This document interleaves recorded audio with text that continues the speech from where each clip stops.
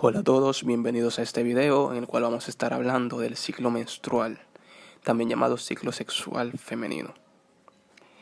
En primer lugar, el ciclo sexual femenino es el conjunto de cambios cíclicos irregulares que ocurren para preparar las condiciones necesarias que permitan la fecundación y el posterior desarrollo embrionario.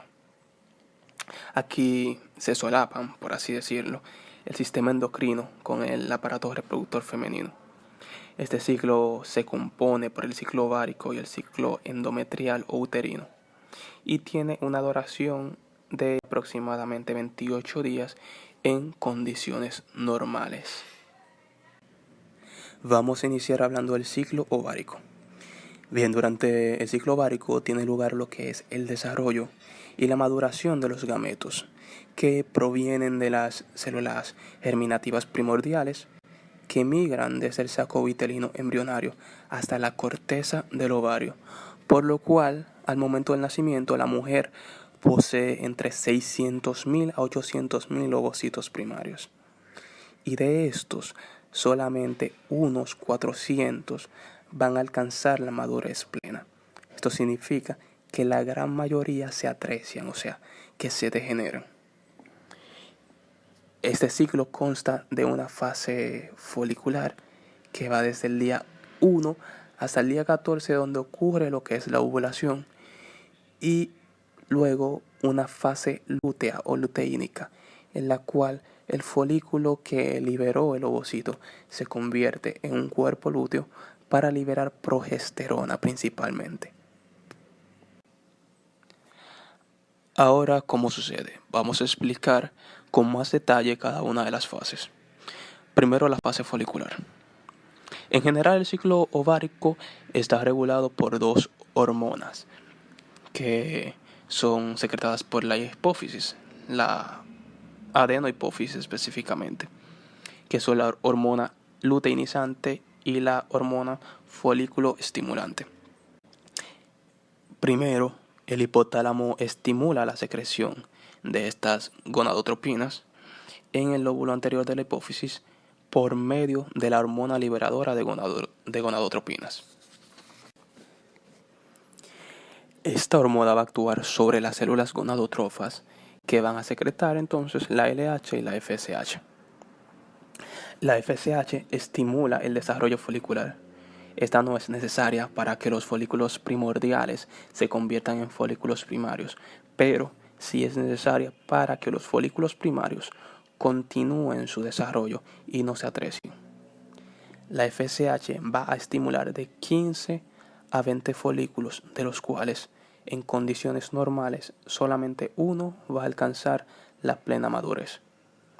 Por lo tanto, solamente un ovocito va a ser liberado, y por este motivo es que la mayoría se atrecian sin alcanzar la madurez.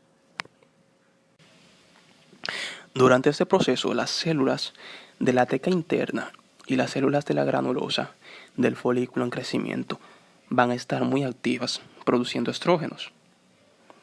Las células de la teca interna producen androstenediona y testosterona, y luego las células granulosas la van a convertir en estrona y en estradiol. Estos estrógenos van a preparar el endometrio, que ya está en su fase proliferativa. Estimulan la adenohipófisis también para que secrete LH, y a raíz de esto ocurra la ovulación.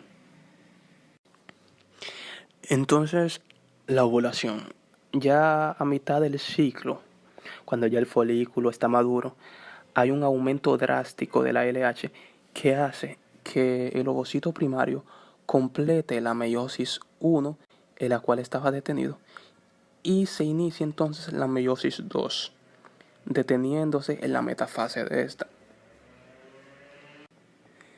Luego, la alta concentración de LH aumenta la actividad de la enzima colagenasa, que provoca la digestión de las fibras de colágeno que rodean el folículo, y aumenta los niveles de prostaglandina para provocar contracciones musculares en la pared del ovario. Dichas contracciones empujan el ovocito, que queda libre junto con las células granulosas de la región del cúmulo ovóforo, que se van a organizar alrededor de la zona pelúcida para constituir lo que es entonces la corona radiada. Luego tenemos la fase lútea. Esta ocurre después de la ovulación.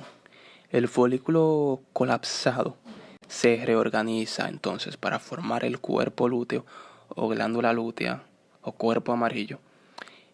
Al principio se va a formar un cuerpo hemorrágico porque debido a la ruptura del folículo, los capilares de la teca interna van a liberar sangre hacia la luz folicular y se va a formar un coágulo que luego desaparece y el espacio es ocupado entonces por tejido conectivo.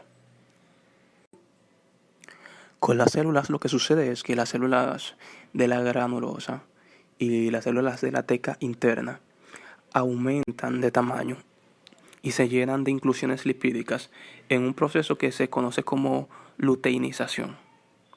Y dentro de las células se produce un pigmento liposoluble, el lipocromo, que es el que le va a impartir ese aspecto amarillento que es característico del cuerpo lúteo en estado fresco.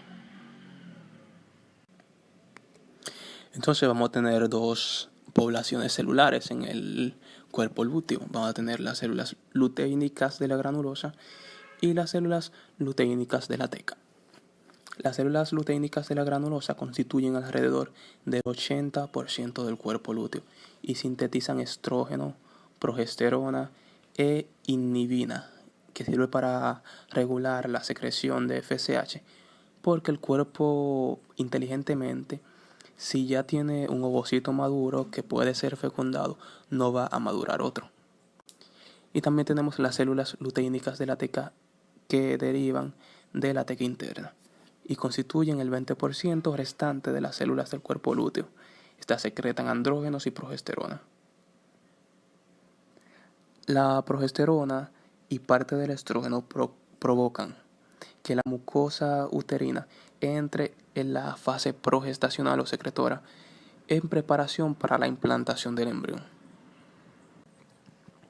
Si la fecundación y la implantación no ocurren, el cuerpo lúteo se mantiene durante 14 días, que se le conoce como cuerpo lúteo de la menstruación, y luego degenera, dejando una cicatriz blanquecina que recibe el nombre de cuerpo albicans. Pero si la fecundación y la implantación ocurren, el cuerpo lúteo aumenta su tamaño para formar el cuerpo lúteo del embarazo. Esto ocurre por la estimulación de una hormona que se llama gonadotrofina coriónica humana, que es secretada en el sinsitio trofoblasto del embrión en desarrollo. Un dato interesante es que esta hormona es la que detectan las pruebas de embarazo que se venden en las farmacias y también es la causante de las náuseas matutinas. Agradezcanle a la gonadotrofina coriónica humana. Entonces aquí terminamos con ciclo ovárico y pasamos a ciclo uterino, que aunque se describa aparte, realmente está estrechamente vinculado con el ciclo ovárico. Este ciclo consta de 4 etapas: la etapa menstrual, la etapa proliferativa, la etapa progestacional o secretoria y la etapa isquémica o premenstrual. En la etapa menstrual, la capa funcional del endometrio sufre necrosis y se desprende, y luego se libera junto con la secreción de las glándulas y sangre en forma de menstruación. La capa basal entonces permanece intacta y el epitelio superficial se repara rápidamente cuando cesa la menstruación. Todo esto corresponde con la involución del cuerpo lúteo en el ovario. La etapa proliferativa empieza al terminar la menstruación y se caracteriza por una rápida regeneración del endometrio a partir de la zona estrecha que queda después de la menstruación. Este aumento se corresponde con el crecimiento de los folículos ováricos y con la secreción del estrógeno. La etapa progestacional o secretoria se presenta en respuesta a la formación del cuerpo lúteo después de la ovulación, gracias a la progesterona que éste secreta. El endometrio aumenta mucho más de grosor, hasta 4 milímetros o más, debido a la hipertrofia de las células glandulares y a la acumulación de líquidos. Las arterias en espiral crecen hasta la superficie o muy cerca de esta, y las glándulas se vuelven más activas. Y por último, la etapa isquémica o premenstrual, que se presenta de 13 a 14 días después de la ovulación, en respuesta a una disminución de la concentración de progesterona, que era la que estaba ahí estimulando esa vascularización del endometrio, pero que ya no está tan presente porque el cuerpo lúteo está desapareciendo. Aquí la capa funcional se hace pálida y se encoge como resultado de la anemia y anoxia, aunque la sangre sigue fluyendo todavía hacia la capa basal por las arterias rectas. Luego, todo este proceso se vuelve a repetir en ausencia de una fecundación del ovocito y volvemos al inicio nuevamente con el ciclo. Muchas gracias por haber visto el video. Espero que les haya servido para comprender mejor el ciclo sexual femenino. Si tienen cualquier duda, pregunta, aporte o sugerencia, pueden dejarla en los comentarios. Igualmente, si quieren verificar la bibliografía de donde obtuve la información para este video, pueden verla en la información del video. Gracias.